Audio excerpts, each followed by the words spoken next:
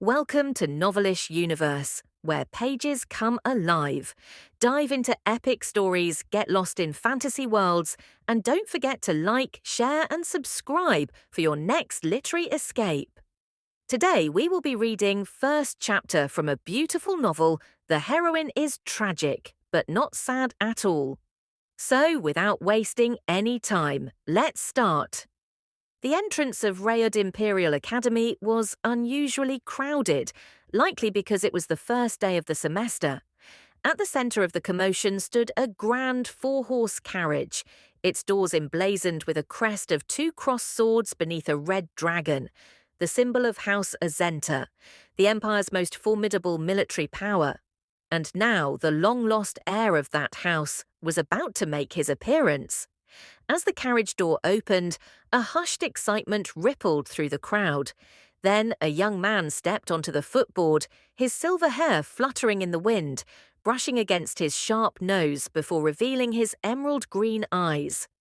The moment they saw him, the crowd fell silent. No way! Those who recognized him paled. Felix, the boy they had once mocked and ignored, was now the heir to the Duke of Azenta, the man who commanded the Empire's most prestigious Kistar knights. Among them, Caden, who had led the bullying against Felix, twisted his face in disbelief. Felix, why is he stepping out of that carriage? Beside him, Rosia quickly interjected, her voice laced with forced optimism. He must be the Duke's disciple. Maybe they just rode together? But as time passed, no one else emerged from the carriage.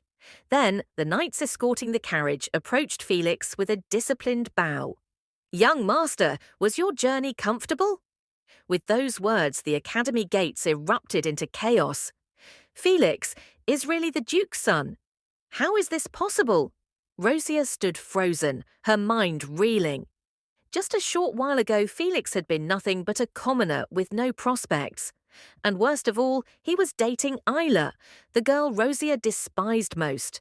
Her friend Freya, equally stunned, finally managed to speak. "Well, this is for the best. Now that he's the heir to a ducal house, he'll know who he should associate with. He'll drop Isla in no time." But as if to defy her words, Felix scanned the crowd until his eyes locked onto Isla. Without hesitation, he pushed through the throng toward her. Ayla's face flickered with discomfort under the sudden attention, but when Felix stopped before her, her lips curved into an irrepressible smile. As they exchanged quiet words, Felix grinned back. Then, with deliberate care, he took her hand and pressed a kiss to her knuckles. Gasps erupted across the plaza. "Wow, Isla's so lucky. Did she even know Felix was the Duke's son?" "No way, she just got lucky. But hey, without those glasses, he's actually really handsome. He's got such noble bearing now. Right? I should have been nicer to him. And look, he doesn't even care that she's a commoner. Honestly, they look good together." Rosia gritted her teeth. Her lips curled into a slow, knowing smile. "So," she murmured, voice barely audible, "are you satisfied with that spot, Rosia?" Rosia's heart pounded. She wanted to retort, but her throat clenched shut. By the time she regained her senses, Isla was already walking away. Rosia couldn't bring herself to chase after her. Was this anger? Helplessness? She should have been happy. She had the title, the status, everything. Yet why did she feel so hollow? Ayla, bathed in Felix's adoration, shone brighter than Rosia ever could. Her fists trembled. "Ayla!" But the name was swallowed by the wind. Later, Ayla stared at her reflection, gripping her own hair. Pink locks, golden eyes like narcissus flowers. She forced a smile, and the girl in the mirror mimicked her awkwardly. "I've seen this face before," she sighed. "She's stunning, gorgeous." But what did it matter? Ayla Blanche was the tragic heroine of a regret-filled novel. How did this happen? Memories of her past life and Ayla's own swirled chaotically in her mind. "I transmigrated into a novel I once mocked." Seriously? She just takes all this abuse? Wait, she dies right when everyone finds out the truth? Lame. She'd scoffed at the clichés, And now she was living it. Yesterday, the villainess had appeared. Rosia, her pink hair obnoxiously vibrant, had arrived with her uncle and dropped a bombshell. I'm the true daughter of House Blanche.